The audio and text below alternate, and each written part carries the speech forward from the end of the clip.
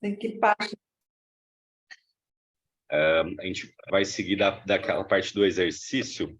Pensei em a gente começar fazendo alguns que faltaram e refazendo em outras posições o que a gente fez, pode ser? Tem a página mais ou menos, Arthur? Uhum.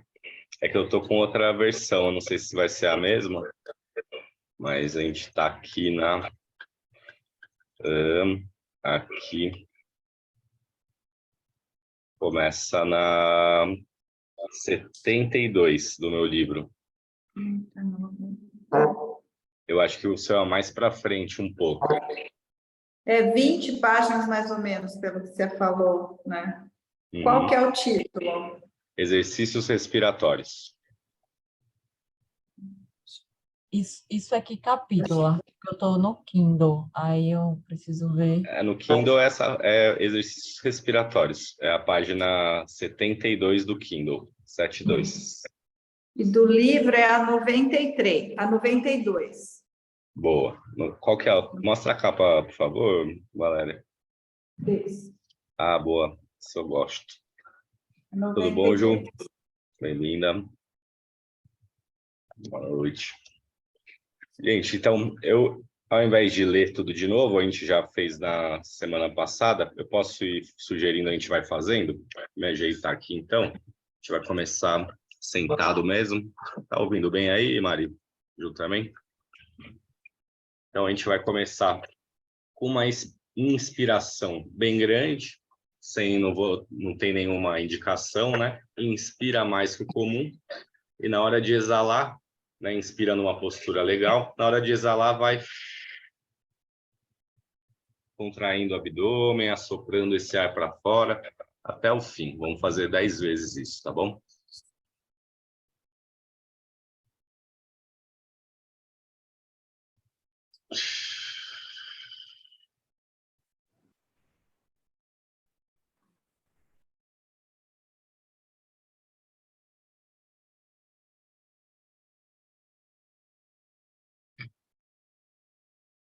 Oi, Camila. Boa noite. Estamos fazendo direto os exercícios aqui. 10 inspirações bem amplas e na exalação dá uma contraída no abdômen, vai assoprando, expulsando o ar até acabar e aí de novo, tá bom?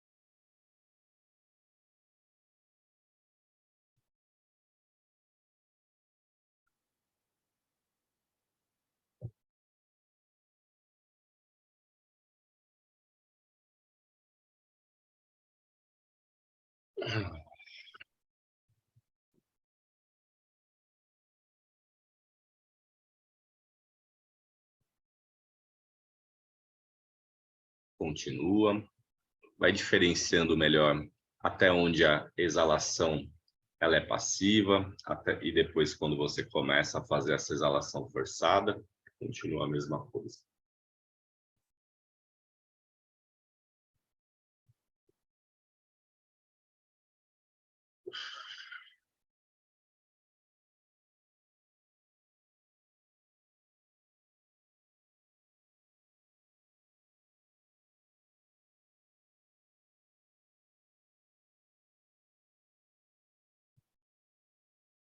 Pode ser mais 2 vezes.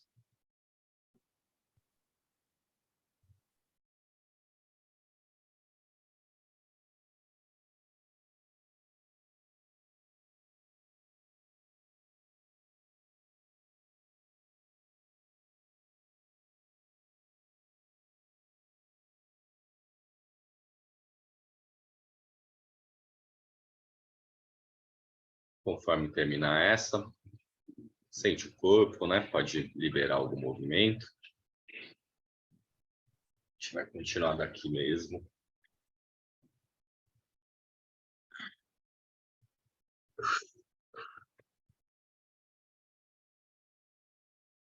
Então, a gente vai fazer agora as retenções também, né? Então, inspira muito amplo, enche tudo, segura esse ar lá dentro, uns 5 segundos, conta um tempo confortável, solta tudo, pressiona até acabar o ar, segura, fica no vazio um pouquinho também, tá? A gente vai fazer algumas vezes esse. Então, se quiser fazer comigo, vou soltar o ar primeiro.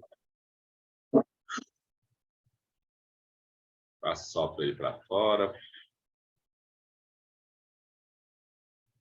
Acabou. Sustento aqui no vazio.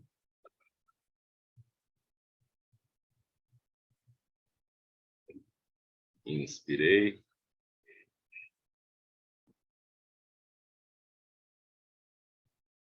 Sustento no cheio.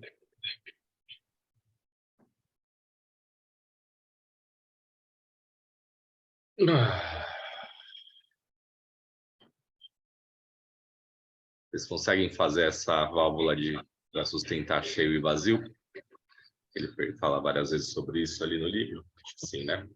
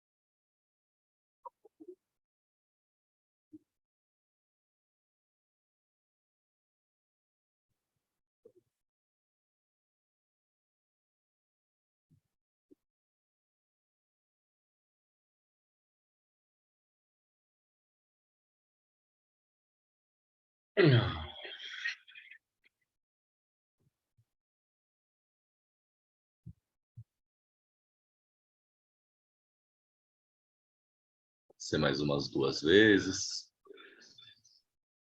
Fica na sensação também quando cheio, quando vazio, como é que é? Vou ver. Oi. Licença, cheguei atrasada. Imagina.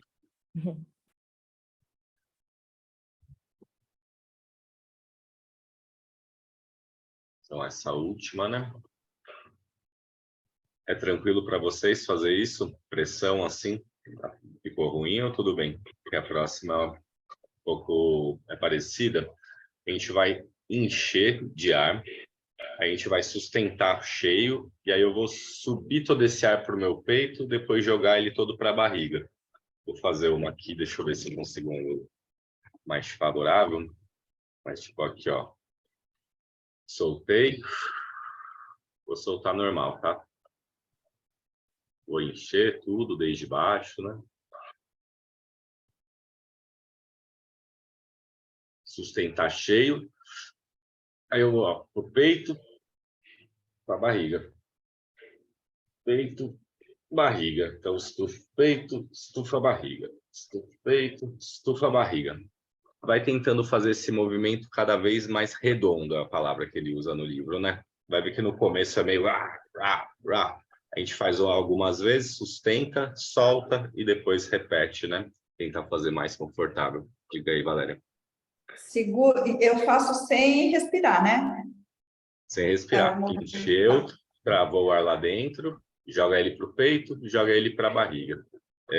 A ideia é que a gente consiga fazer isso redondo, assim, né? Eu fiz meio bum, bum, bum, né? Mas eu vou tentar arredondar também, tá bom?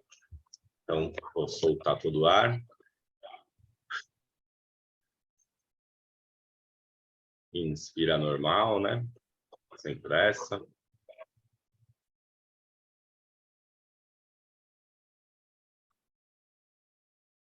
Sustenta cheio. Peito. Barriga. Peito. Barriga.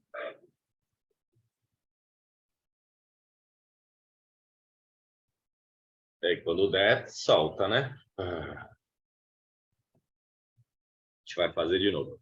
Se precisar fazer algum movimento no meio, né? Fica à vontade. Vai tentando usar cada vez mais essa caixa torácica, né?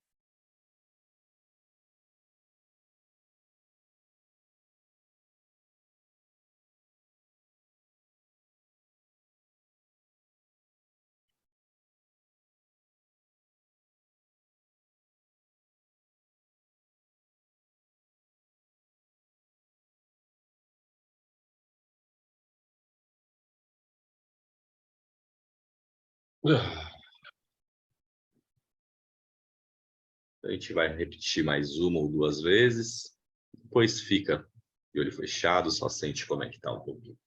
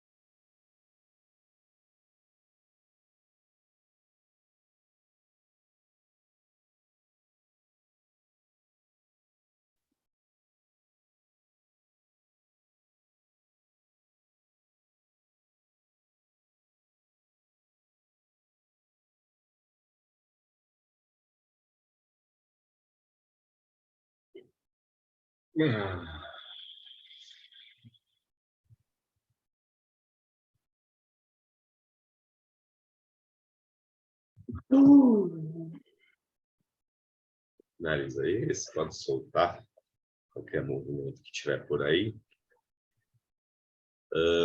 Esses são os que estavam faltando ali para a gente fazer. Esse último é do Feldenkrais, que ele traz. Lembrando, assim, dá para fazer essas práticas em várias posições, e essa é a ideia, que elas sejam feitas em diferentes posições, como um treino de consciência da respiração. E é assim que ele sugere. Todas essas também que a gente tem que bloquear muito a respiração, tem que ter cuidado com cardíacos e hipertensivos, né? Perguntar antes, para você não deixar a pessoa descompensada, né? Por causa da pressão. Então, ter esse cuidado. E eu acho que também apostar bastante nos exercícios de chão. Quando a gente começa, quando a pessoa não tem nenhuma ideia ainda de que nunca fez, nada assim, né? Para introdução, acho mais fácil sentir algum prazer no chão do que se sustentando assim, né?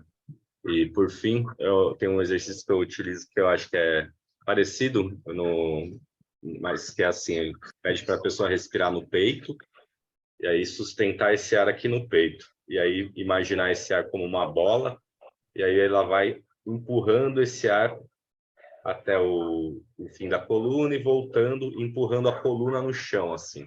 A gente está sentado agora, né? Mas deitado é bem legal, assim, para criar essa consciência também, um controle maior de respiração. Acho que casa nesse mesmo tipo de exercício que a gente fez agora.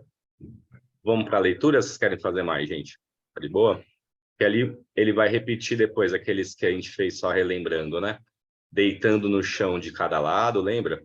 Para conseguir cansar a musculatura, né? E ampliar a respiração de forma automática, né?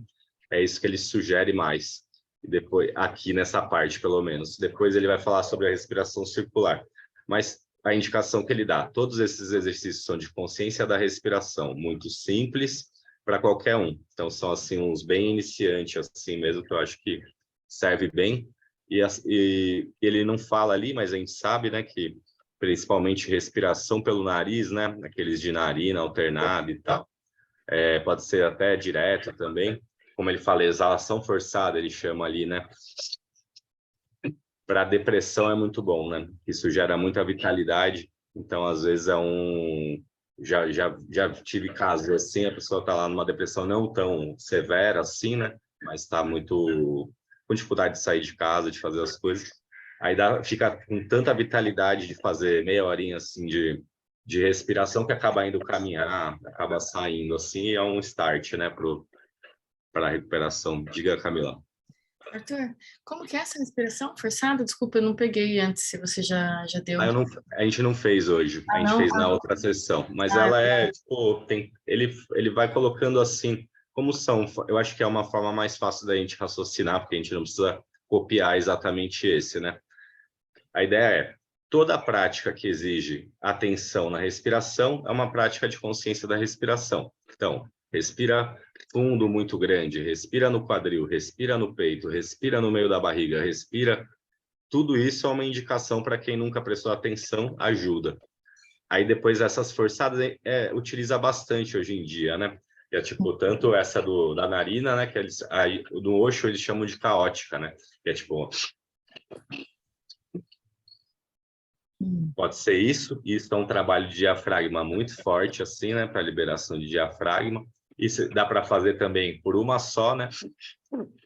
Ou alongando, né? E forçando a saída. Ou seja, assim, todo tipo dá para fazer. Qualquer forma que você achar é válida. Tá. Força a entrada e força a saída? Então, geralmente, quando você vai fazer o processo com alguém que não conhece, é aquela coisa pedagógica, didática, né? Começa nos mais simples e vai chegando no mais complexo. Como é que você vai saber? Olhando ela fazer. Sei lá, tem gente que respira tão mal que você pede respira só pelo nariz forçado, não consegue. Não tem um comando para isso, tipo, para mandar esse ar para cima, né? Então, a partir do pressuposto que cada um é cada qual, pedir o mais simples e ver o que acontece. Viu? A gente faz essa respiração no yoga e ela é tão intensa que dá até vertigem. Sim, dos Assim, crias, né, que eles chamam, fazendo, né? Eu não decorei os nomes ainda, mas a gente mexe bem na parte inferior do abdômen. Aí fica, né? Isso. Esse é um grande trabalho de diafragma. Tanto que se a gente olhar nas técnicas que usam liberação, tipo as que eu gosto de fazer, né, de chacoalhar e tal, a respiração mais clássica que os analistas usam é pé com pé, quando você está na posição, né, assim, de vibração, solta pelo nariz e sobe o quadril. Porque isso gera um trabalho para o diafragma. E aí, depois, na sequência, ele vai estar mais flexível, né? O diafragma tem, né, 1000 definições, o horizonte do corpo, a divisão, né, da parte oral para genital, na visão haitiana, né? Então, tipo, quando você consegue um diafragma flexível, porra, já, né, assim, não é muito difícil. E aí você diminui muito a chance daquela pessoa ter um surto, começa por aí, porque quando a pessoa psicotiza, geralmente é porque a excitação bate no diafragma e não tem para onde ir, e aí vira uma angústia, né, fica trancada se o pescoço está muito preso, né, ou bate aqui e sai rasgando, né, aquelas reações emocionais absurdas, assim, né. Então, quando você trabalha o diafragma bem antes, está evitando tudo isso, né, e aí você pode trazer a emoção de uma forma mais macia. Um choro que seja, o que for, uma risada, né? Pode ser qualquer tipo de reação emocional. Aí, então, você inspira, você levanta o quadril, você expira, você desce. E tem que ser rápido, então. Não precisa. Não, assim, e mesmo se você ler esse capítulo depois de novo, você vai ver que o Garcia também fala isso. Eu também acho assim. Não obriga nenhuma lógica. Porque tem gente que vai fazer para lá, tem gente que faz para cá.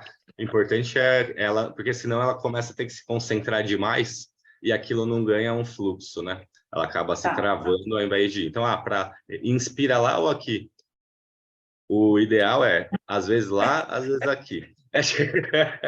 Não Ela- respira também, tá tudo certo. Exato, porque o treino é esse, né? É o máximo, a maior quantidade de formas de respirar diferente. Maior parte e aí depois usando esses mecanismos de autorregulação que o Garcia conhecia tão bem, por isso que ele sugere esses, porque vai ter efeito.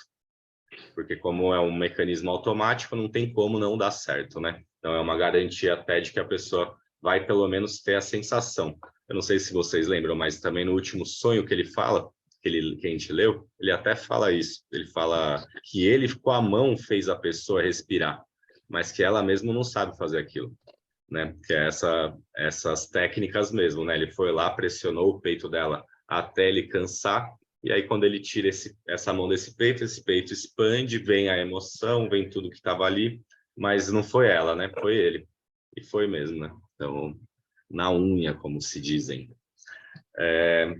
Beleza? Querem perguntar mais alguma coisa, gente? Tá de boa aí, Tetê? Fala aí, Eu. Carlinhos. Ô, Arthur, e a questão da retenção, que sempre me dá falta de ar? Tá sem ar. É justo? Então, Inspira e retém, e me dá falta de ar. Solta, retém, e me dá falta de ar. é porque na retenção, assim, né? Se a gente pensar fisiologicamente, a exalação, por exemplo, ela acontece no máximo, assim, 90% da exalação é 1 segundo. Tipo, 90%. Então, quando a gente está sustentando isso por 10 segundos, porra, você está mudando muito o ritmo da sua respiração. Quando a gente inspira também, você inspirou até o talo, e depois você segura ali, porque não quer dizer que o ar entrou, que você vai conseguir fazer toda a troca gasosa. Tem uma série de fatores que vão influenciar, que aí só um estudo profundo mesmo dessa troca gasosa, dessa fisiologia que dá para entender melhor, mas não precisa também ir tão além assim. Na experiência a gente percebe. E isso tem muito a ver assim também, né, Carlinha? O Garcia, em outro livro, tem uma parte que eu adoro, até agora não está aqui no meu olho, mas que ele fala bastante sobre isso, que é aquilo, né? Quando a gente se enche de ar, a gente está sendo, a gente está se colocando um monte de vitalidade, ficando grandão, ocupando o nosso espaço. Então, portanto, vamos falar vivão. E a gente vive numa sociedade de acumulação, né? A gente criou esse padrão de acumulação e a gente está no topo disso hoje em dia, né? Então, as questões que a gente tem são todas é muito, né? É muito fazer muita coisa, ver muita coisa, muito, muito, comer muito, transar muito, tudo é muito. No exagero, né? Ter muito, gastar muito. Então, tipo, e a gente assumiu isso pra gente, né? Todo mundo incorporou isso. Isso até gerou um novo tipo de caráter, né? Tem o caráter oral que o Lowen traz depois, que é americano, né? Que fala sobre isso, que ele traz como gênese a falta de amamentação e afeto, né? Na primeira infância, que vai gerar esse sentimento eterno de falta, né? E a gente vai atrás disso atrás de tudo isso para se sentir pleno. Tanto que o aspecto neurótico que o Garcia mais relata até agora é a incapacidade das pessoas expirarem sem fazer força, exalar, soltar o ar sem fazer força. Por quê? Porque é o vazio. E aí o vazio é uma orientação à morte, né? Se a gente for olhar na metáfora da respiração, na metáfora das coisas, e também porque sem ar não há vida mesmo, né? Você não pode sustentar muito tempo essa posição. Então, assim, você vai perceber as pessoas mais esquizoides geralmente curtindo ficar no vazio. Agora os fálicos, as histéricas, curtindo o cheio. Os narcisistas, né? Tipo, todo mundo curtindo o cheio. E é impressionante isso, gente. Eu não sei qual é a experiência de vocês aí, mas, tipo, como as pessoas não exalam nem fudendo. Tipo, nossa, dá até uma agonia. Tanto que Carlinha já teve comigo, né, em trabalho presencial e sabe o quanto eu amo aquele trampo da toalha no diafragma. Que é não, vai expirar sim. Tipo, você pega uma toalha, né, coloca aqui ao redor do diafragma e segue o movimento da respiração. Quando a pessoa exala, você aperta essa toalha e dá para arrochar para caralho, assim, desculpa, né, o palavreado, mas dá para puxar muito mesmo até sair o último Daí você solta de uma vez, aquilo se expande de novo. Faço isso quando é um primeiro atendimento ou quando é um atendimento único, sempre faço isso. É o que eu falo assim, eu garanto por minhas vias que vai funcionar. Já que eu não sei se eu vou ver de novo a pessoa, né? Tipo, não, vai sair daqui expandidinho, sim. Não me importa se você sabe respirar ou não, se você vai se entregar ou não. É uma forma de, tipo, ó, beleza, vou garantir então que vai rolar. E é gostoso, assim, falando talvez pareça que é agressivo, mas é uma delícia quando você recebe isso. Eu faço essa sequência, toalha no pescoço, né? Você põe a cabeça da pessoa na toalha aqui, né? Você está em cima, daí você vai girando, né? Vai soltando, porque você não deve nunca liberar muito uma respiração antes de trabalhar um pescoço. Essa é uma boa ideia, então, para a gente trocar também, né?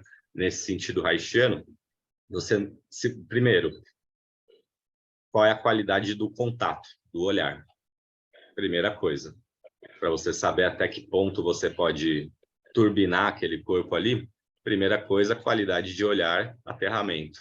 Isso é o que a gente vai notar, por isso que a sessão haitiana, enfim, começa, via de regra, um de frente para o outro, olhando no olho, respirando junto, de mão dada, né? Eu já vou criando essa conexão com o quê? Com a respiração daquela pessoa, eu consigo imitar o ritmo dela, e aí eu vou entendendo, colocando o meu corpo à disposição para entender o que aquele corpo me traz, né? Estou olhando no olho e percebendo se ela sustenta esse olhar, ou se a pessoa estiver muito agoniada, às vezes aquele olho não para, aí você já sabe que você não pode muito, né? Você já sabe que a pessoa já está um pouco desestabilizada. Você não, né? Acho que a ideia nunca é mandar alguém embora completamente desestabilizado. Às vezes acontece e pode ser até bom, mas, né? Isso é dentro de um processo onde já tem vínculo e já tem contorno, né? Não assim num primeiro encontro, senão fica muito aquela coisa pirofágica, né? Acho que a terapia, o principal elemento que faz um trabalho ser terapêutico é o vínculo. Então, se não tiver vínculo, pode fazer o que você quiser, que não vai estar ajudando tanto quanto você pode imaginar, né? Então, muitas vezes, na nossa vontade, ansiedade de fazer alguma coisa, também a gente passa muito, né? Assim, do limite. Na corporal, isso é bem comum, assim, né? Qualidade do olhar, regulei a respiração com a pessoa, e aí a gente começa o trabalho. E aí, então, eu já vou ter essa informação, né? O quanto que tá duro aquele pescoço, porque daí depois eu, pelo menos, faço essa rotina, né? Vou para trás da pessoa, coloco ela num grounding, num aterramento ponto fixo, e aí ela vai fazendo o grounding e eu vou olhando também, né? As costas e tal, né? Dá para ver bem postura por trás, né? Por causa do ângulo do braço, né? Algumas coisas que você vai acostumando a olhar. E depois dá para fazer o arco para frente, né? Aquele arco para frente, aí você já pode tocar, né? É uma massagem haitiana, mas é um mapeamento de tensão. Você vai, né, de diferentes formas tocando aquela musculatura que vai estar bem esticada, então é fácil de sentir os pontos mais tensos. Se a pessoa, dependendo da coluna, se tiver desvio, dá até para ver já. Então você faz esse mapeamento todo antes de começar a trabalhar. Nesse movimento que você vai escolher o que você vai fazer, né, com essa pessoa. Óbvio, se isso for no primeiro dia, o processo é treinar tudo isso. Né? Tipo assim, daqui a pouco a pessoa chega, já sabe, né? Já é o dia, né? Aí já é o dia, não é aquela, né? Não é essa, né? É um diagnóstico constante, né? Todo dia reavaliando, olhando, vendo, pensando. E aí só que aí você tem uma direção você já tem a história, né? Cada vez você tem mais a história, tanto a história base, o Édipo dela, né, e tal, quanto a história de agora, né? O que é agora, então, né? Que aí você vai, né? Vai batendo o corpo com as histórias, as atitudes, as palavras com as histórias, né? Beleza? Arthur, rapidinho, posso falar? Uma Por coisa mim? que me lembrei hoje, que hoje eu fiz uma experiência que me chamou muita atenção, com a professora até. Ela pediu para a gente, não tem 1, 2, inspira, exala, sempre começa com inspira, a gente começou com exalo, só isso. Só isso já faz toda uma diferença, assim, para a gente observar que realmente a gente, como fica para depois a exalação, a gente capricha na inspiração e na exalação já nem está mais nem aí, né? Uhum. Então, é Sim. só esse comentário mesmo. E a outra que eu também me lembrei foi quando você falou de só abrir a boca e não forçar para exalar. A primeira vez que eu fiz isso foi com você. Eu falei, É nossa, difícil. eu só pedi para abrir a boca e soltar o ar. E eu nunca tinha experimentado isso, assim. Pode até ter feito isso algumas vezes, mas conscientemente fazendo isso, dá umas ideias boas aí. Boa, Tetê. Eu tenho essa ideia assim também, que é do Gaiarsa, na verdade, não é minha, mas o de ampliar o... É sempre no sentido de ampliar o mundo de movimento, que é a palavra que eu gosto de usar, assim. Respiração é movimento também. Então, tipo, né, quanto mais diferentes formas, quanto menos for uma regra, um padrão e tal, mais isso vai gerar uma consciência sobre a respiração. Eu vou saber como é exalar para mim, como é inspirar para mim, como foi hoje em relação a ontem, e não vou criar um padrão, porque quando a gente se adapta e o corpo, o ser humano é o que é, porque se adapta muito bem a tudo, então a gente é super adaptável. Então, a partir do momento que você aprendeu o exercício, internalizou, você já não pensa mais para fazer, já não tem mais a consciência, que eu quero dizer a atenção, né? Não tem mais a atenção atuando, que é o que a gente quer percepção, atenção, né? Então, esse trabalho é mais importante do que como fazer a respiração, né? Do que qual tipo fazer até, né? Mais importante. Um ponto de vista, né? Podem não concordar também, mas eu acredito que depois existe um momento, para quem quer, de se aprofundar na técnica que quiser, né? Tipo assim, né? Acho que existe esse momento também, né? Mas aí já não é dentro do setting terapêutico, porque não tem nem tempo para isso. Tem que ser um retiro, tem que ser, né, intensivo, assim, para a gente se desenvolver em técnicas. Acho que todo mundo aqui já fez isso e sabe, né, a importância, né, de você ficar dias imersos, assim, para incorporar mesmo as coisas, assim, né? Sessão de terapia é 1 hora, 50 minutos, né? 1 hora e 15, sei lá, mas não dá tempo mesmo. Mais alguma coisa, gente? Eu queria perguntar uma coisa. A internet estava meio falhando na hora que você explicou a respiração, que tinha que, com o pulmão cheio, fazer peito-barriga. E aí eu entendi, eu fiz como eu entendi, que era fazendo circular, mas faz uma movimentação mesmo, né? Assim, não que eu consiga fazer um círculo, né? Mas aí faz a intenção de um círculo com um pulmão cheio. É isso? Pode ser. Esse aí seria, assim, o nível 2, né? Vamos falar. Que o Gaiarsa, ele só fala assim, tentar fazer cima e baixo redondinho. Porque a tendência é tum, tum, tum, tum. E aí você manter o controle muscular, né? Para fazer esse movimento redondinho. Mas se você conseguiu fazer redondo mesmo, é melhor ainda, entende? Porque é uma coordenação mais difícil, né? De fato. Eu tentei, se eu conseguir realmente, não sei, mas foi Já bom. valeu. Obrigada. Não vai te salvar de nada, mas pode ser mas já foi uma prática de bastante atenção. Beleza, gente? Fiquem à vontade, tá bom? O tempo é nosso aqui, não tenho compromisso com mais ninguém. Então, de boa? Vamos pro play, então? Vamos ler? Vamos lá, então.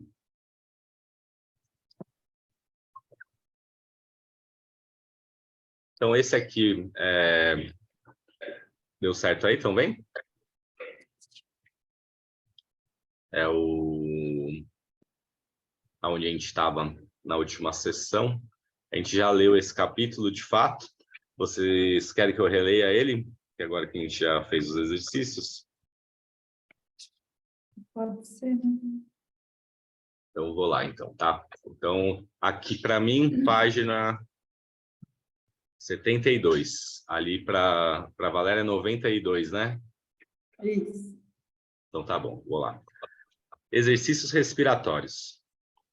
Se pretendêssemos recordar muitos dos exercícios respiratórios até hoje propostos, de tantas origens, faríamos deste nosso maior capítulo. Todos são bons, como meios de ampliar a consciência e o controle respiratório.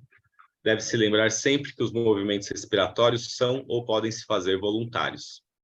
A respiração é o nosso hábito mais antigo e, por isso mesmo, o mais inconsciente.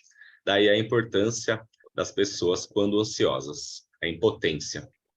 Elas nem sequer percebem que a dificuldade básica está na respiração, e se percebem, têm poucos recursos para corrigir a restrição dos movimentos do tórax e do diafragma. Por isso, todos os exercícios são bons. Da minha parte, limitar-me-ei aos que me parecem básicos. Idealmente, eles devem ser feitos primeiro com a pessoa deitada, em decúbito dorsal, de barriga para cima, né? Posição na qual a atenção pode se concentrar melhor na respiração. Uma vez bem percebidos, deverão ser feitos depois em várias outras posições. A cada posição varia a estrutura do esforço necessário para a execução do mesmo movimento, isto é, o movimento que produz o mesmo resultado respiratório e não é o mesmo movimento muscular.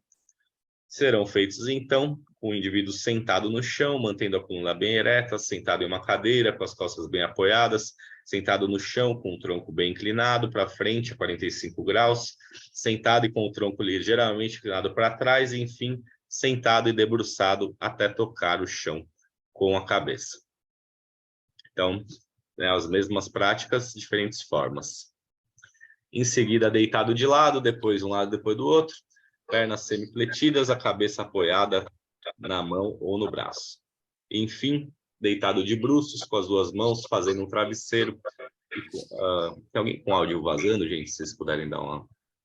Enfim, deitado de bruços, com as duas mãos, fazendo um travesseiro e com a face, depois a outra, apoiada nesse travesseiro, né? Assim. Como se imagina, todos os exercícios devem ser feitos várias vezes até se tornarem fáceis. Primeiro exercício. Detenha completamente a respiração e aguarde com atenção a vontade ou necessidade crescente de respirar. Aguente até o limite do tolerável e então solte a respiração, seguindo de maneira cuidadosa o que acontece logo depois. Atenção! Imaginamos que, nessas condições, ao soltar o ar, a soltar a respiração, a faremos de forma muito ampla, mas não é verdade. Então, é aquela, né? Você enche, segura, espera, espera, espera. Na hora de soltar, parece que você soltar tudo e você não vai. E no caso, no movimento oposto, idem. Insistimos. Siga o que acontece espontaneamente quando se faz a retenção respiratória. Nenhum exercício melhor do que esse para sentirmos com força o que é a vontade, necessidade involuntária de respirar. Respiramos mesmo sem querer e mesmo contra a nossa vontade. A vida é mais poderosa que o querer. Segundo exercício. Os limites da respiração. Lentamente, enche os pulmões de ar ao máximo, sem forçar demais. Pare um instante e depois os esvazie também lentamente até o fundo, espremendo o tronco no final do movimento. A amplitude máxima da inspiração é mais fácil de ser atingida com as mãos trançadas e postadas sob a nuca, a modo travesseiro, mãos ao lado do corpo para expiração total. Então, daqui para baixo, né? Isso é bem gostoso de fazer, né? Terceiro, como sentir com clareza o esforço inspiratório? Estreite a via aérea, seja tapando uma narina e parte da outra, seja usando um canudinho para inspirar por meio dele, seja fazendo um orifício mínimo com os lábios. Qualquer que seja o meio, ele será adequado se ao inspirar, se fizer bem sensível o esforço da inspiração. Quarto exercício. Como sentir com clareza o esforço expiratório? Usando um dos dispositivos do exercício anterior, enche o pulmão e depois sopre o ar para fora pelo orifício estreito, sopre até o fundo. Quinto exercício, como separar a expiração forçada, a do exercício anterior, da expiração passiva. Proceda como no exercício anterior, mas em vez de soprar o ar, apenas deixe-o sair. Esses dois últimos, melhor fazê-los acoplados ou em alternância, a fim de melhor captar as diferenças. Então, você faz um de inspiração forçada, depois um de exalação, depois, quem sabe, você junta os dois, né? Ao fazer a expiração forçada, se ela se prolongar demasiadamente, o orifício muito estreito, tornar-se-á fácil perceber a congestão no pescoço e na cabeça. É indicado também alternar inspiração forçada e expiração forçada. Com a inspiração forçada, aspira-se muito sangue para o tórax, e na expiração forçada, esse volume sanguíneo aumentado fica parcialmente retido no pulmão. O aumento da pressão intrapulmonar pode dificultar consideravelmente a circulação no pulmão. Depois de fazer os exercícios várias vezes, seria oportuno e agradável fazer mais um, que poderíamos chamar de respiração espontânea. O resultado se torna melhor ao acoplar-se a respiração a uma imagem visual de voo. Em inúmeros grupos de estudos e trabalho, essa imagem mostrou-se eficaz e agradável. Imagine que você é uma ave e sincronize seus movimentos respiratórios com o movimento de suas asas, tendo em mente a imagem da ave quando voa. Essa imagem é tão natural, se posso dizê-lo, que a identificação se torna muito fácil para quase todos. Note, porém, que há 2 modos de sincronizar a respiração com o voo. Na ave de verdade, o tempo de esforço é a remada para baixo, e o movimento passivo é a asa para cima. Na respiração é ao contrário. Fazemos força para encher o peito e deixamos de fazer força a fim de que ele se esvazie. Para muitos, a sincronização mais convincente é a inversa. Eles acreditam elevar a asa quando inspiram, quando fazem força. O ideal é não insistir muito com a pessoa para que façam de um modo ou de outro, esclarecendo a dinâmica antes de iniciar o exercício. Outra imagem útil nesse contexto é a de uma montanha-russa de elevações e descidas regulares, senoidais. Enfim, realizar 2 ou 3 minutos de corrida, mesmo sem sair do lugar, deitando-se logo após, é também um bom modo de sentir a espontaneidade da respiração, depois dos exercícios de concentração sobre ela. Isso aqui são cortes que ele já fazia das ativas, né? Aqui, quando ele reescreveu essa parte do livro, foi depois que ele já tinha ido atrás do filho dele, o Nadish, né, que mora no Alto Paraíso, e foi lá que ele conheceu várias técnicas dessas que voltaram nos anos 70, né? Ou foram criadas. Aí esse que a gente fez agora, ó, exercício de Feldenkrais para facilitar a percepção do diafragma, começando na posição deitada, como nos demais. Instrução: respirem um pouco mais amplamente do que de costume. Agora detenham a respiração no alto e fechem a garganta. Logo depois, em um momento, estufem a barriga e deprimam o peito. No instante seguinte, estufem o peito e chupem a barriga. Façam essa alternância várias vezes até começarem a sentir falta de ar. Então, respirem várias vezes, amplamente, e depois repitam o exercício. Talvez também porque eu falei para a gente encher tudo, né? Eu não falei para encher só o peito, né? Note-se que, seguindo as instruções, a pessoa não respira, garganta fechada, como na evacuação forçada. Fazer várias vezes, abrandando o esforço e arredondando os movimentos, como uma onda que vai e vem dentro de uma banheira. A banheira seria o tronco. Ao falar de renascimento, descreveremos outro modo específico de respirar. No exercício para perceber o diafragma, é importante checar se as pessoas sabem, sentem o que significa a garganta fechada. É o que acontece com a maior parte das pessoas quando tem de fazer muita força, e isso explica o ruído característico das pessoas quando cessa o esforço. O exercício primeiro é muito mais importante para que as pessoas percebam quanto a ansiedade está ligada à contenção respiratória. É importante também perceber quanto, ao manter parada a respiração, opõe-se 2 vontades: a da substância viva que quer respirar e a da força de vontade que pretende impedir a respiração. Temos nessa situação um modelo perfeito de conflito, de 2 tendências contrárias, uma instintiva e uma voluntária, ou uma força inconsciente e uma consciente. Vamos repetir. Essa sequência simples, se for feita em várias posições, será de grande valia para que as pessoas ganhem consciência e controle da respiração, para perceberem rapidamente quando a respiração se reduz ou se detém e o que fazer para que ela se regularize. No capítulo sobre renascimento, estão bem descritas as circunstâncias em que e por que a respiração é tolhida. Bem no final. Então, ó, a gente vai começar por uma imagem. Tá todo mundo com o livro aí, gente? Que a imagem aqui está bem pequenininha. Queria que vocês dessem uma olhada nela. Deixa eu ver se eu consigo aumentar. Ué. Meu Senhor. Não consigo. Deixa eu ver. Estão vendo essa imagem, gente? Estão aí no... Estão comigo? Sim, talvez esse quadradinho com as setinhas assim aberta possa ampliar mais para a esquerda. O outro, o terceiro para a esquerda. O outro, Esse? o próximo. Esse. Porque daí ele veio tela cheia, né? Então, não estou conseguindo. Mas nem tanto, né? Bom, mas a gente pode olhar junto aqui. Na verdade, isso aqui é um quadro do Magritte, né? O Magritte é um surrealista que eu já era fãzaço, assim, que em tudo que ele fazia, ele via pulmões, vocês vão ver aqui. Então, aqui é um quadro que é um céu, né? No meio aqui tem um espelho refletindo as nuvens que estão para trás dele. E aí tem cortinas, né? 2 cortinas e embaixo uma maçã. Basicamente é isso. Imagens. Felicidade e angústia. Antes de mais nada, olhe para o quadro. Chama Belo Mundo, do Magritte.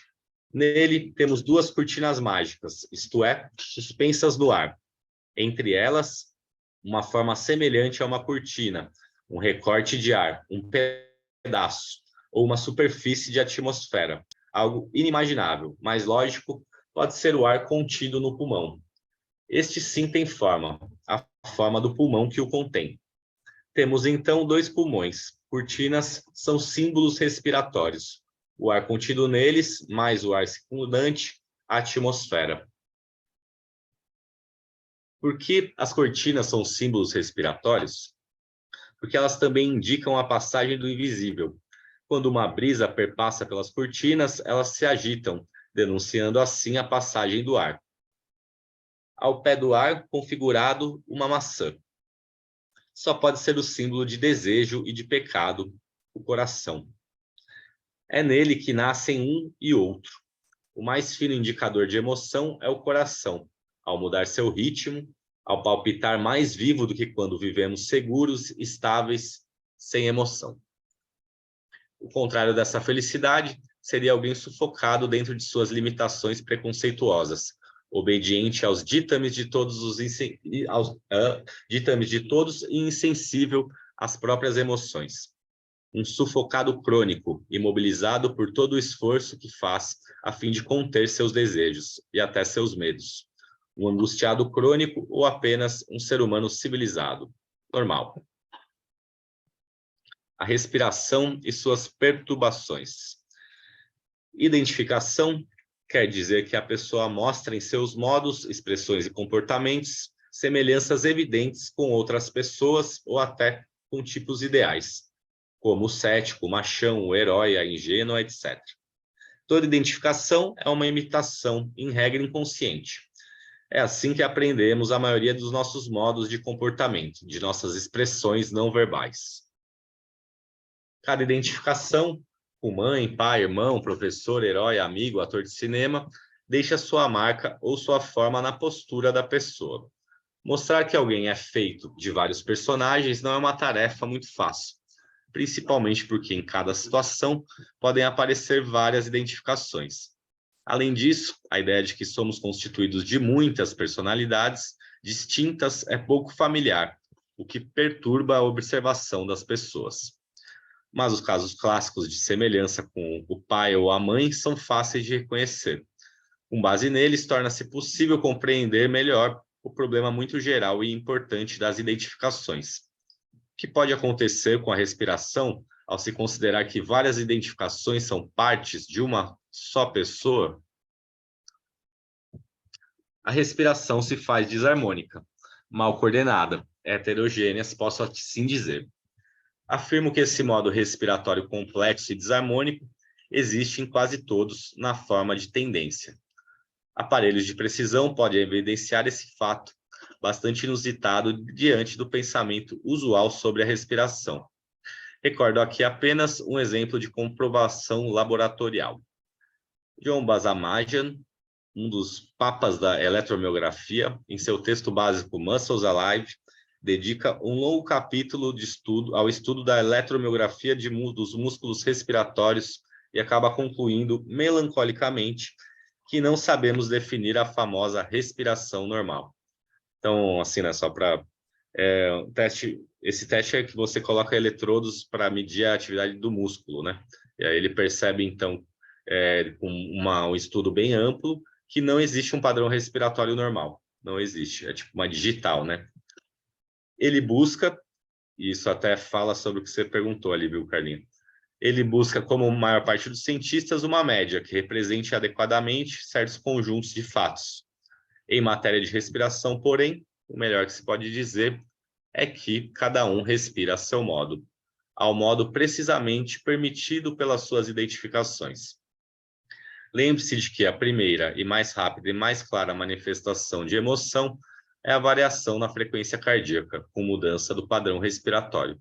Por isso, se diz que sentimos as emoções no peito. As emoções e as pleuras. Tem uma outra figura, ó, bem ruinzinha aqui também, né, gente?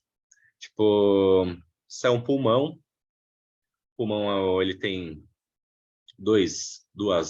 são dois pulmões, né? Um lado tem 2 lobos, o outro tem 3 lobos, né? O lado que fica o coração, ele é menor, tem essa área de encaixe, né? E a pleura é uma membrana que recobre o pulmão. Então, é uma membrana que fica por fora, assim, é tipo como se fosse uma plastificação do pulmão, assim, né? Mas é uma membrana importante porque ela vai deslizar sobre outra membrana que fica na caixa torácica e vai permitir essa expansão, né, sem problemas. Ele vai falar mais aqui, né? A figura 2 mostra de forma meio esquemática como os pulmões estão colocados a face interna do tórax e a face superior do diafragma. O esquemático dos desenhos está na linha que separa a pleura visceral, que reveste os pulmões, e a pleura parietal, que reveste a cavidade torácica por dentro e o diafragma por cima. Então, se a gente olhar aqui a figura de novo, né? A gente vai ter essa... Vamos falar que essa linha mais escura por fora do pulmão aqui, né? Essa pleura visceral, né? Colada no órgão. E depois tem uma outra parietal, que vai estar, tipo, aqui no diafragma, que é essa musculatura delgada aqui, ó, curva, né? E depois também por dentro da caixa torácica, né? Na realidade, esse espaço não existe. As duas pleuras ficam perfeitamente justapostas, sendo, porém, capazes de deslizarem uma em relação à outra. Podemos comparar essa disposição com a de 2 lâminas de vidro entre as quais pingamos algumas gotas d'água. Se quisermos afastar as placas com esforços perpendiculares a elas, será muito difícil. No entanto, as duas deslizam facilmente, uma colada à outra. Assim, as duas pleuras são mantidas coladas pela pressão atmosférica, que se exerce no pulmão de dentro para fora e sobre o tórax de fora para dentro. Dada essa disposição, qualquer movimento e qualquer posição de tronco deformarão os pulmões e vice-versa. Qualquer movimento respiratório deformará o tronco. As forças musculares que fazem a respiração são vários... é o título, desculpa. As forças musculares que fazem a respiração. São vários os músculos que podem intervir na respiração, seja ampliando-a ao máximo, seja reduzindo-a às suas menores dimensões. Sabemos que em condições habituais, basta inalar meio litro de ar a cada respiração para suprir o necessário. Mas em condições de esforço máximo, podemos inalar 3 ou mais litros de ar a cada respiração e, além disso, espremer o tronco, expelindo mais ar. Nessas circunstâncias, entram em jogo os músculos inspiradores auxiliares e os músculos expiradores, expirações forçadas. Por isso, os músculos respiratórios são tantos, quase todos os músculos do tronco. Em condição de esforço moderado, porém, bastam ligeiras contrações dos intercostais e uma ligeira contração descida do diafragma, Nessas mesmas condições de pequeno esforço, a expiração é inteiramente passiva. Ao inspirar, tensionamos tanto os pulmões quanto a arcada costal, duas estruturas bem elásticas. Mas basta cessar o esforço que as deforma e elas tendem a voltar para suas dimensões em repouso. O pulmão se esvazia como um balão de borracha quando se abre o bico. O pulmão é um vazio. O pulmão pode ser comparado a um cacho de uvas inteiramente oco. Detalhe da figura 2 ali que está bem ruim de ver. As uvas, porém, são milhões e muito pequenas, com cerca de 1/10 de milímetro de diâmetro. Como os grãos estão todos comprimidos um contra os outros e todos em um espaço restrito. Eles assumem a forma de poliedros. São os alvéolos pulmonares, único lugar dos pulmões onde ocorrem as trocas gasosas essenciais da respiração. Há numerosos pontos escuros situados nas paredes dos alvéolos. São capilares sanguíneos, cerca de 1000 deles para cada alvéolo. São tantos que podemos dizer, os pulmões, mais especificamente os alvéolos, estão literalmente mergulhados em sangue. A pressão parcial aproximada em milímetros de mercúrio no ar inspirado, no ar expirado, no ar alveolar, no sangue arterial e no sangue venoso, corresponde à pressão atmosférica de 760 milímetros de mercúrio. Bom, não sei se também se interessa tanto, gente, vocês querem que a gente fixa nesses padrões de respiração? Ou vamos nessa? Deixa eu ver aqui, ó, tirar da frente. Bom, ar inspirado, ar exalado, né? Ar alveolar nessa região de troca gasosa, né? Ali dentro do pulmão. Sangue arterial, que carrega o oxigênio, e o venoso, né? É o que traz. Então, você vai ver que vai mudando a proporção de gás carbônico nessas misturas, né? Pela capacidade do próprio organismo realizar a troca gasosa. Ele vai explicar aqui mais sobre isso. As paredes alveolares e as paredes dos capilares, delgadíssimas, não opõem resistência mensurável à passagem dos gases. Por isso, eles se difundem livre e rapidamente para lá e para cá, em função das pressões relativas. Os opressores. Quem quer controlar os demais tem de exercer forte controle sobre si mesmo. Quem sufoca vive também sufocado, por isso quer sempre mais. Pega essa é boa, né? Os opressores. Por isso quer sempre mais. Se eu tivesse mais isso, a próxima conquista, eu poderia voltar a respirar.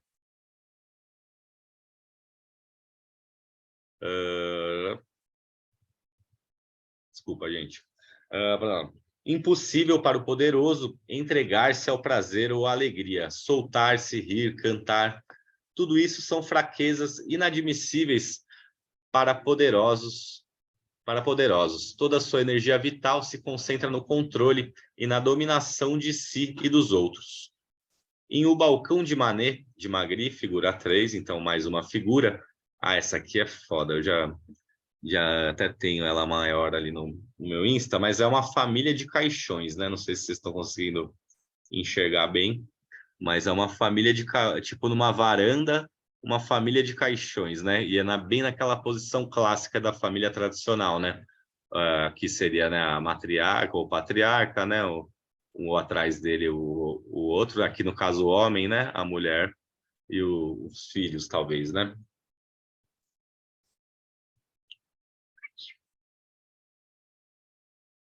Em O Balcão de Manet, de Magritte, inspirado em pintura de Edouard Manet, de 69, vemos as humildes, mas já poderosas forças da repressão e da opressão na família. Poder absoluto dos pais sobre os filhos em nome da educação. Opressão do pai que tudo pode, tudo sabe e tem sempre razão. Da mãe que sempre faz e só ensina o que é certo, o que se deve fazer. Em primeiro plano, sentada, a mãe. E em pé, atrás dela, o pai, À sua esquerda, o filho favorito. Ao fundo, indistinto, o filho perseguido. A Sagrada Família é a primeira pirâmide de poder absoluto em que os filhos, finalidade primeira da instituição, não têm direito algum. Após 20 anos obedecendo, passamos a mandar, e a pirâmide de poder e os costumes de dominação absoluta se eternizam. Invertem-se, mas continuam iguais. Gente, eu vou precisar fazer um xixi rapidinho, desculpa, viu? Tá aqui as figuras, ó, já volto.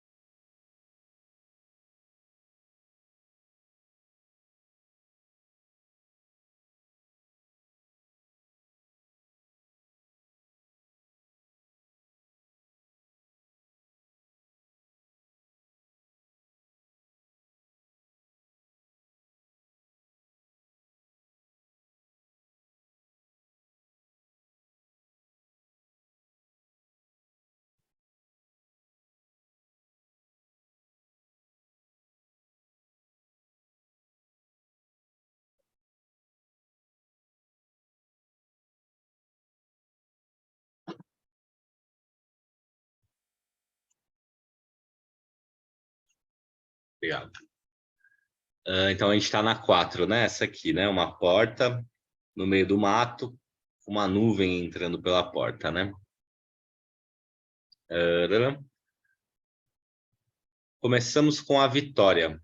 Figura 4, que traz uma porta sem função, já que não separa nada nem comunica nada com nada, uma porta sem parede. Portanto, a representação de um movimento e não de uma coisa, de um movimento respiratório muito semelhante. Perante uma percepção subjetiva a um abrir-se, podendo, porém, fechar-se no momento seguinte. Confirmando a proposta interpretativa, temos uma nuvenzinha entrando pela porta ou saindo, uma inspiração. Aí a gente já vem para 5 aqui, né? Ó, é um quadro também, né? De uma montanha, fechado dentro de uma sala, né? Parece aqui, com nuvens também, né? Da mesmo símbolo. Depois entramos na traqueia. A inspiração entra em um bem definido interior, seguindo logo após. Espera aí que hoje perdi aqui alguma coisa. Uma inspiração. A gente está na 4, né? 5 é a vingança. Uma inspiração entre a vingança. Figura 5. Traqueia, velho. Na direção do pulmão, a tela do cavalete, até ser contida de todo. Aí, o cavalete deve ter muito que ver com a postura, a armação, que contém ao mesmo tempo movimenta o pulmão. A moldura deve, pois, estar em correspondência com sensações provenientes da caixa torácica e o céu da tela, enfim, com o ar intrapulmonar que chega ao pulmão após uma inspiração deveras prolongada. Por que, ao longo de vários anos, Magritte pintou essas coisas? Toda pintura, sabemos, é um autorretrato de um momento ou de um período da vida, cujas sensações e emoções vão alcançando forma visual. A fluência interior, a famosa corrente da consciência de William James, é, por demais, contínua e sutil para que se possa percebê-la com clareza. Fixada, porém, em uma imagem, como acontece nos sonhos, ela se torna muito mais preciosa e assim pode ser estudada e eventualmente resolvida. Magritte estuda sua inspiração, da qual brotam suas imagens interiores e ao mesmo tempo pinta um ciclo respiratório e tudo que possa ajudá-lo ou interferir nele. Em caso de ajuda, teremos sensações de expansão, de satisfação. Em caso de perturbação, sensação de angústia, sendo angústia igual a aperto. O conhecimento, figura 6, é tipo um manequim, aqueles de costura, é isso, né? E aí também uma porta com um céu atrás, né? O conhecimento, figura 6. Atente bem, eleitor. Não há parede na parede. A parede na qual parece estar incluída a porta também está cheia de nuvens. É céu também. Logo, essa porta é de todo equivalente à de A Vitória, aquela da figura 4. Não há parede, mas há chão, assoalho. 22 anos separam um quadro do outro. A inspiração visual começa a se fazer musical. A porta está repleta de notas musicais. Nova confirmação de que o batente dessas portas tem que ver com a caixa torácica e seu espaço livre tem que ver com o pulmão. E a bandeira da porta com o movimento respiratório. Porque é no tórax que nasce a voz, a música das palavras.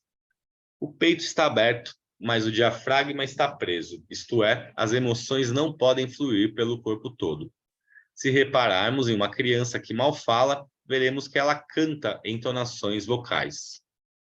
Antes de começar a dizer palavras, se observarmos em nós mesmos quando pretendemos aprender a cantar certa música, chegaremos à mesma conclusão. Primeiro se aprende a música das palavras e depois a letra é colocada em seu leito musical. Magritte começa a conhecer, ou a reconhecer seu espírito, o qual só bem tarde se revela nas pessoas. Seu espírito próprio, emergindo aos poucos das ordens, das proibições, dos preconceitos e dos costumes que todos nós fomos obrigados a aceitar, os quais nos desnaturam. Variações sobre o tema de sempre. Aí tem mais uma figura, né? O peito é um amontoado de casas, é isso? É isso mesmo? Pequenininho aqui.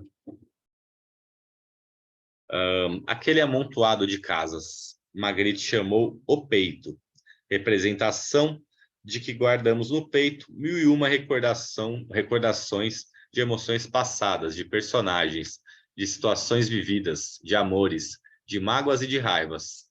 Nada mais natural do que representar cada época ou episódio como uma casa, o lar. Moramos em todas as nossas emoções, presentes e passadas.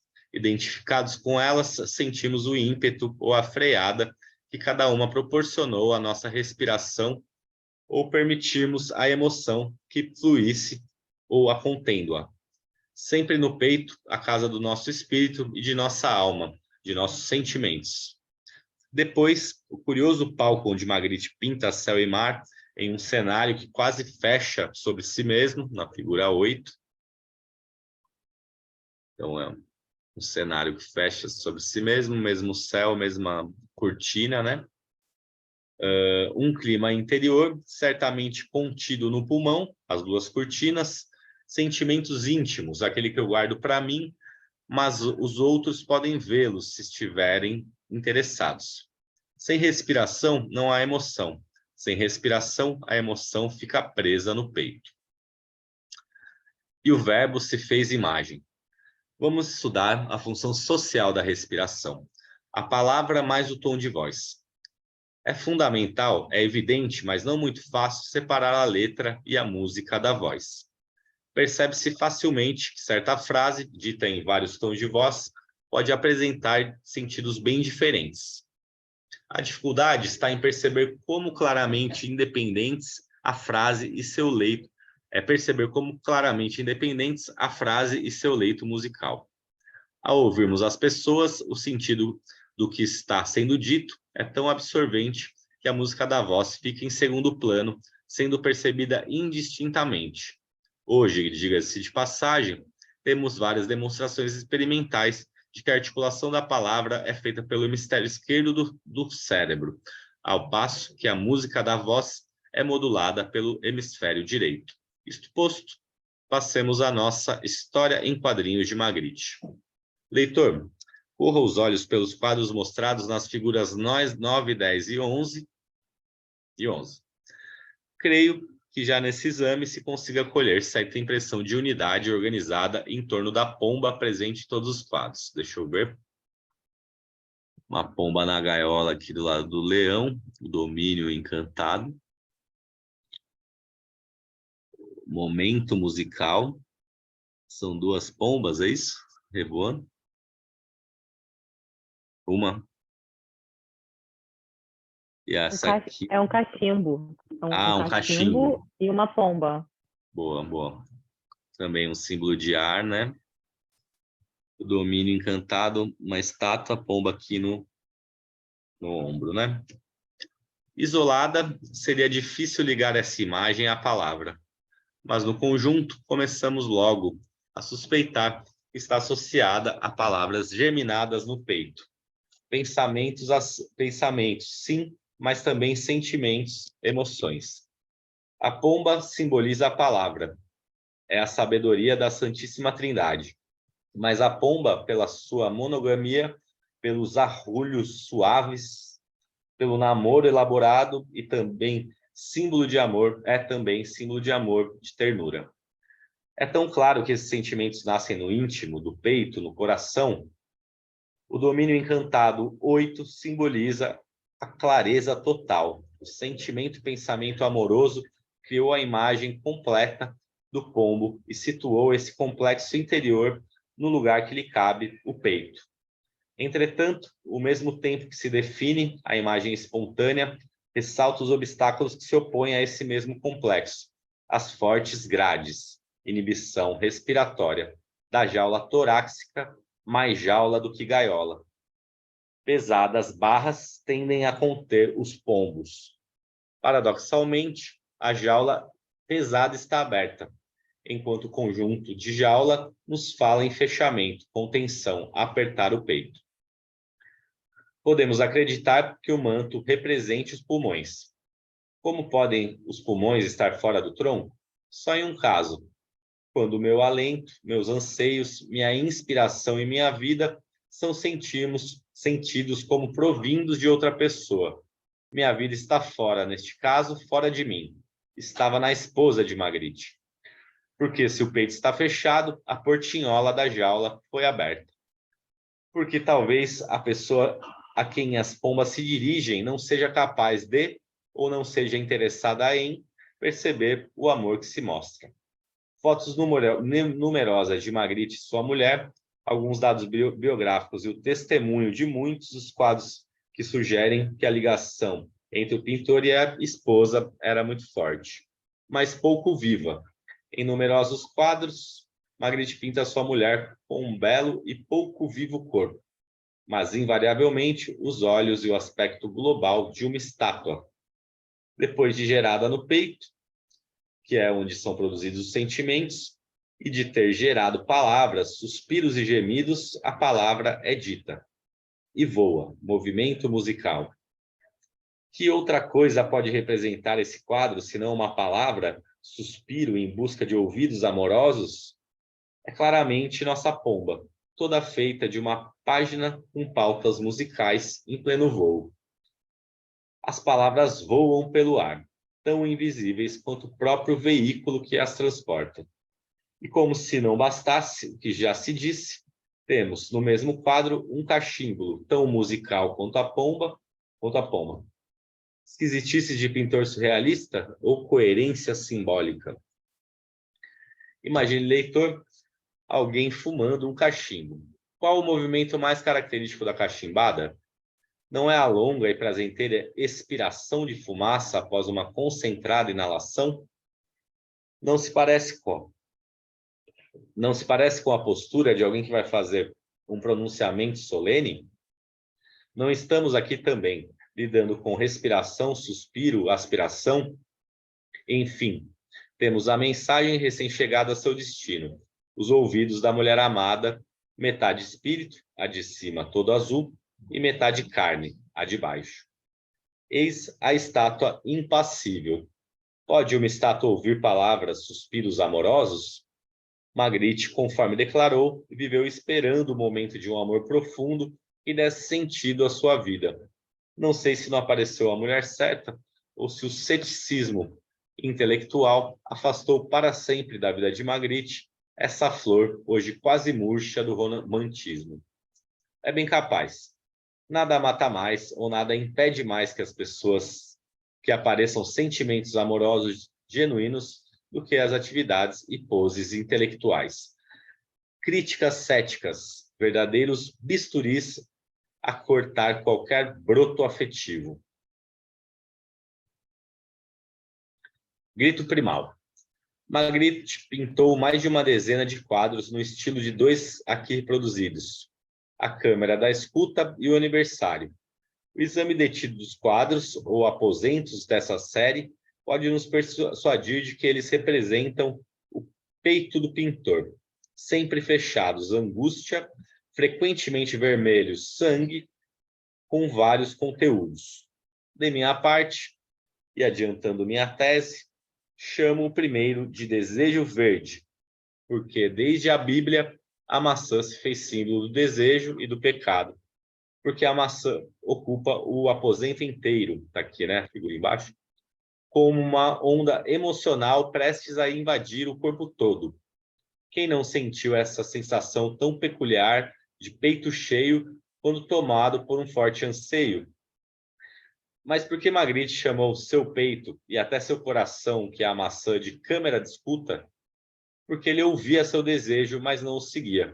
O quarto está fechado. 7 anos depois, ele pintaria O Aniversário, nome mais do que estranho para um quadro evidentemente opressivo, pesado, com uma enorme pedra ocupando todo o aposento. Triste aniversário.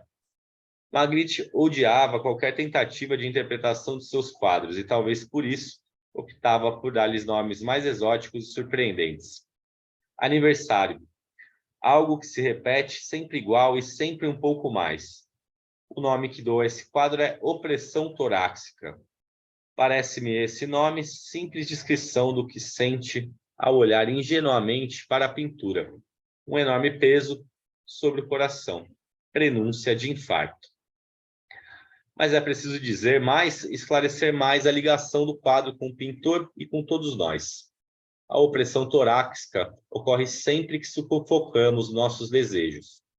Basta desejar e o coração já acelera, antecipando e preparando a ação da busca, o desfrute e, possivelmente, a luta. Ao coração não podemos dizer calma, não adianta, mas a respiração podemos conter e assim matamos o desejo.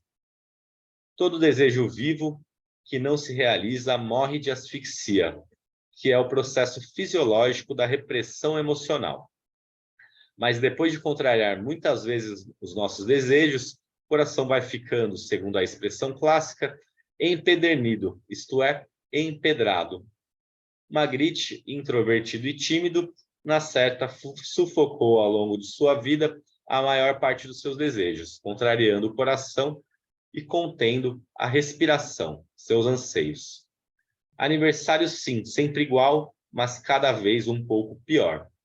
No mesmo ano, 59, ele pintou o Castelo dos Pirineus, na figura 14. Uma rocha gigantesca em pleno ar e mais, com um castelo sobre ela. Como pode parar na atmosfera algo tão pesado? Pode, se, em vez de na coisa pedra, pensarmos na palavra pedra. Na Renascença era comum que se produzisse quadros com 1000 figuras no ar, desde anjos, santos até deuses olímpicos, por vezes com armaduras de metal e até carros e cavalos. Logo, representavam pensamentos ou fantasias. Por que falamos em castelos no ar? Magritte pintou, pois, uma fantasia. Porém, se juntarmos o aniversário com este castelo, podemos concluir. Esse quadro representa, por quanto se disse, um grito primal, uma explosão de 1000 desejos contidos, um grito de liberdade, de desabafo, de protesto, de rebeldia contra toda a opressão que sofremos nós todos e não apenas o pintor. Daí a 14, né? Uma pedra voando. Mar, né, embaixo. Mas Magritte se sentiria muito melhor se, em vez de pintar a fantasia de um grito, o artista, de fato, gritasse aos 4 ventos até não poder mais. Gostaríamos de lembrar, fazendo um paralelo entre o quadro e nosso mundo presente, que todo o leste europeu está gritando, que o grito das massas há um tempo, depois de por tiranos, destruiu o Muro de Berlim e chegou até a se manifestar no Dia do Trabalho contra seu libertador.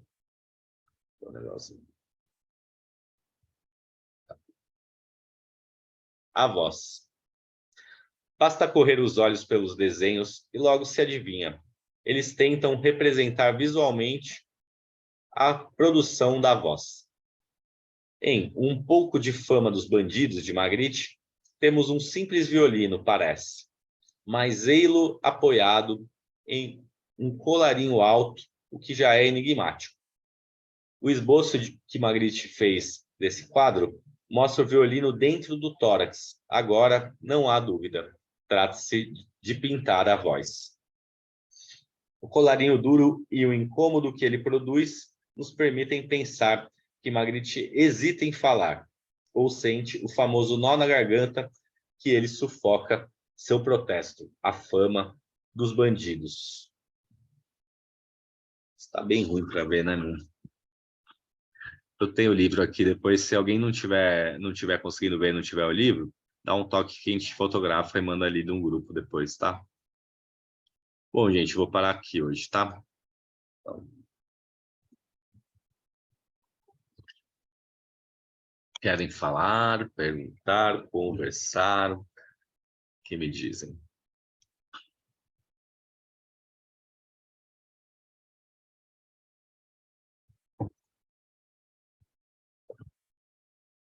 Estão de boa?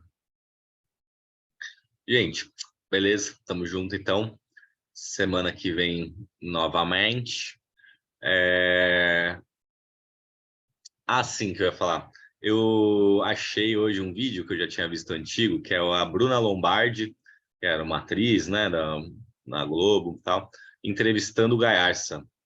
E é uma entrevista, eu acho bem bom porque é o auge dele, assim. Então ele tá, mega popstar, assim, à vontade, dá bronca nela e tal. Acho que é bem Gaiarsa aquilo.